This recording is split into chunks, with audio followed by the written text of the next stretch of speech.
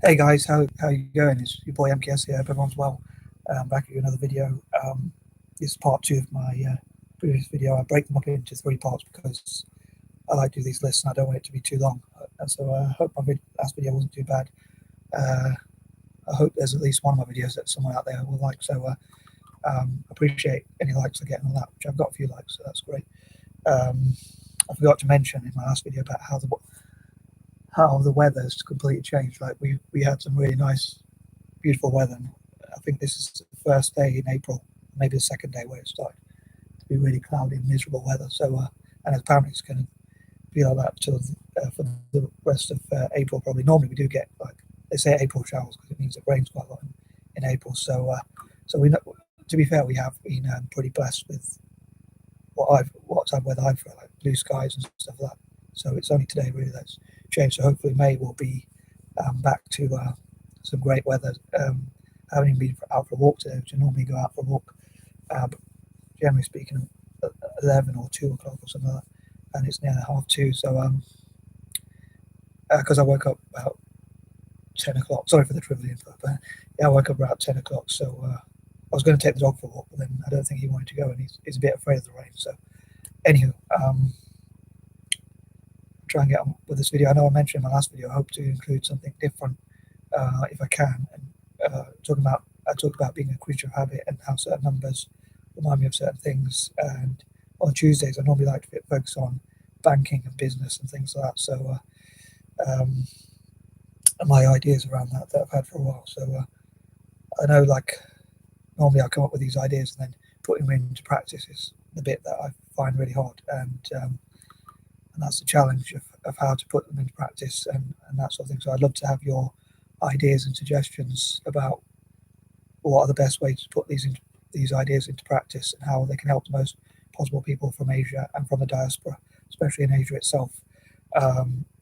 So I'd love your suggestions and any sort of I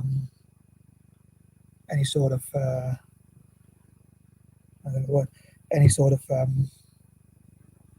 sharing of information, sorry, about Asian projects and things like that, Asian entrepreneurs and things like that. So anyway, sorry if I'm waffling, but yeah, so I will do my best to make it different and come up with different ideas. But please forgive me if I make a few mistakes. But anyway, here goes the list. Sorry, I've been waffling, so getting to the point.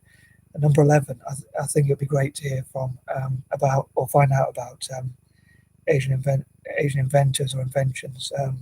So I'd love to know what you think about that idea and all these ideas I'm sharing, like what your favourite or least favourite ideas are. Again, some of the ideas you might not like so much and some of the ideas you prefer. So like, what do you think about learning about Asian inventors, top Asian inventors, or just Asian inventors generally, and inventions that come from Asia, especially including in the past, and also ones that they're developing now and may well develop in the future, and things like that. And how we can change people's lives. Like I talked about changing the perception of dyslexia and how people can find out about dyslexic strengths. And as I said, I know I repeat a lot of these ideas because I'm hoping that eventually, by repetition, it's like some people say, what your habits are and what you consistently do is what your outcomes will be, or what you sort of become, what you focus on, and what you work towards. So I'm hoping like someone out there will say this is a great idea and how we can put these ideas into practice and that sort of thing. Number 12, I hope share motivational videos and inspirational videos, and also for people from Asia to talk about which Asians around the world have inspired them the most, and which Asian projects or what makes them proud to be Asian. So yeah, what famous Asians or what Asians generally make them proud to be Asian, or what sort of things make them proud to be Asian, that sort of thing. So I'd love to have people having a list about those sorts of things, and some facts and figures about what makes them proud to be Asian, and things like that. Number 13, as I mentioned, I'm struggling to come up with new ideas or to when talking about these lists, like sort of which I hope to help me to organise myself to think of something new or different to put in those lists or talk about in those lists. So I hope I can think of. I'm trying to sort of think of something different what I can talk about as well. Number 14, again, I hope for people from Asia to work together on solving problems, whether that's natural disasters or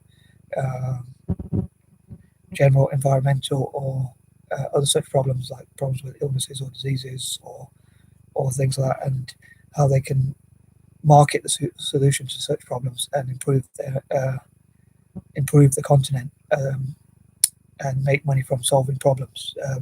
As someone says, as a few people said, if you solve problems, that's what the market wants. And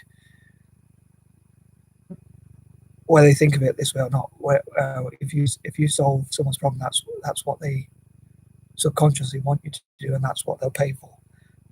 So a lot of people say, like when people go to work or they work hard or they trade them time for money. That's not what people want.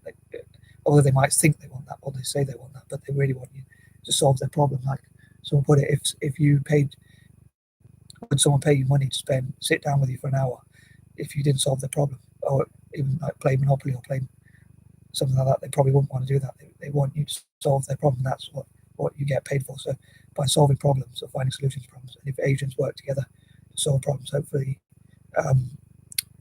they'll make more money that way. Number 15, I hope to network with NGOs, charities, philanthropic groups, groups that can give advice to people in Asia about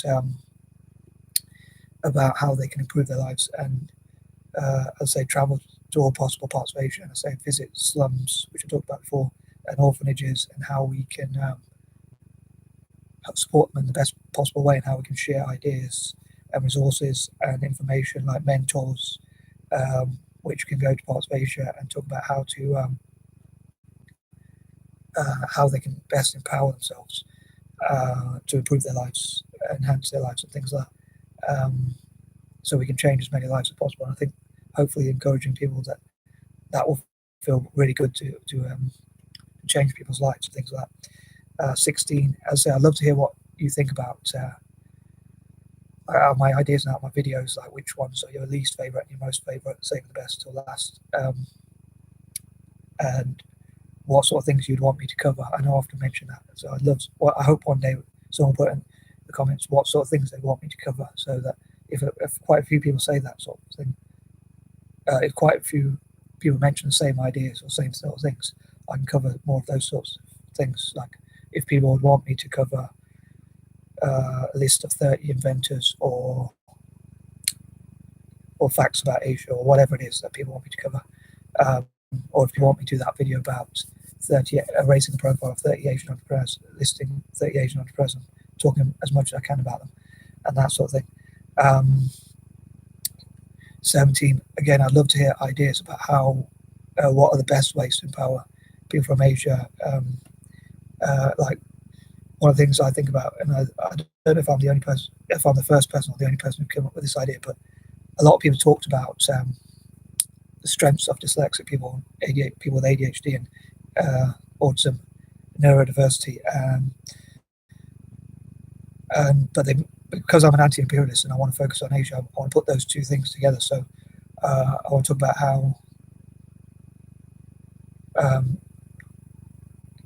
how investing in Asia in dyslexic people or people with ADHD could benefit Asia's economies, and how many people in Asia don't realize that just because someone's poor academically doesn't mean they can't do well in other areas. And I hope to share videos like this on Asian news channels or with Asian YouTubers from Asia itself, and how we can empower each other and that sort of thing.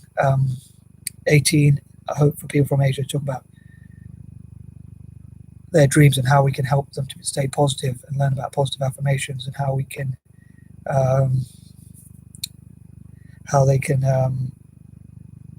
work to achieve what they thought was impossible, and that sort of thing.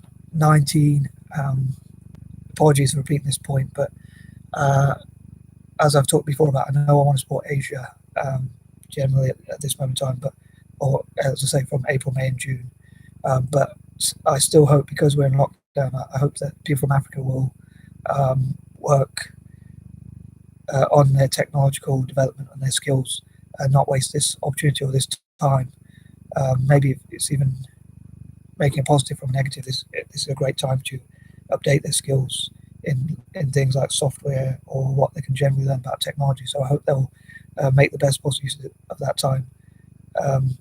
And point number 20, as I say, I'd love to hear what you think, and also to finish off what I was doing yesterday on Facebook, which is sharing